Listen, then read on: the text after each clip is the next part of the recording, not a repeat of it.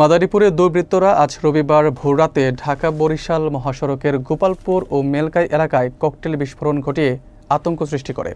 এ সময় তারা বড় বড় গাছ কেটে মহাসড়কের যান চলাচল ৪ ঘন্টার জন্য বন্ধ করে দেয়, যার ফলে মহাসড়কের উভয় পাশে দীর্ঘ যানজটের সৃষ্টি হলে যাত্রীরা চরম দুর্ভোগে পড়েন।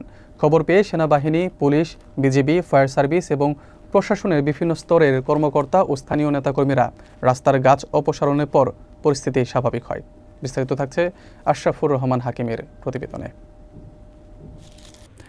রবিবার ভোররাতে মাদারীপুরে ঢাকা-বরিশাল মহাসড়কের গোপালপুর ও মেলকাই এলাকায় দুর্বৃত্তরা ককটেল বিস্ফোরণ ঘটায় এবং বড় বড় গাছ কেটে সড়কের উপর ফেলে যান চলাচল সম্পূর্ণ বন্ধ করে দেয়।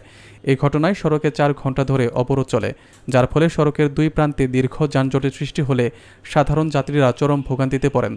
ঘটনার খবর পেয়ে দ্রুত সেনাবাহিনী, পুলিশ, বিজিবি, ফায়ার সার্ভিস এবং প্রশাসনের বিভিন্ন পর্যায়ের কর্মকর্তা ও স্থানীয় বিএনপির নেতাকর্মীরা ঘটনাস্থলে উপস্থিত হন।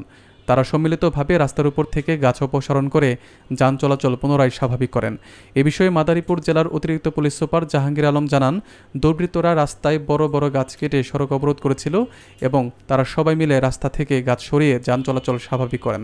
তিনি আরও জানান, এই ঘটনার সঙ্গে জড়িত দোষীদের ধরতে পুলিশ বর্তমানে মাঠে কাজ করছে। সকাল থেকে একদল দুর্বৃত্ত আমাদের এই যে ঢাকা-বরিশাল হাইওয়ে, এখানে আমাদের কালকিনি উপজেলার এই অংশটুকুতে আপনারা যেখানে দাঁড়িয়েছেন এই অংশটুকুতে মূলত অনেক বড় বড় 5টি গাছ কেটে এই রাস্তাটা অবরোধ করে।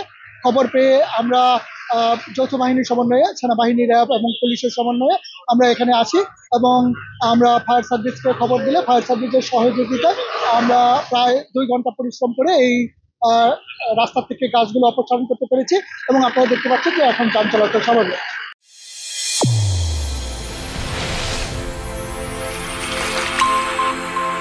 চ্যানেল A1 হৃদয়ের স্পন্দন।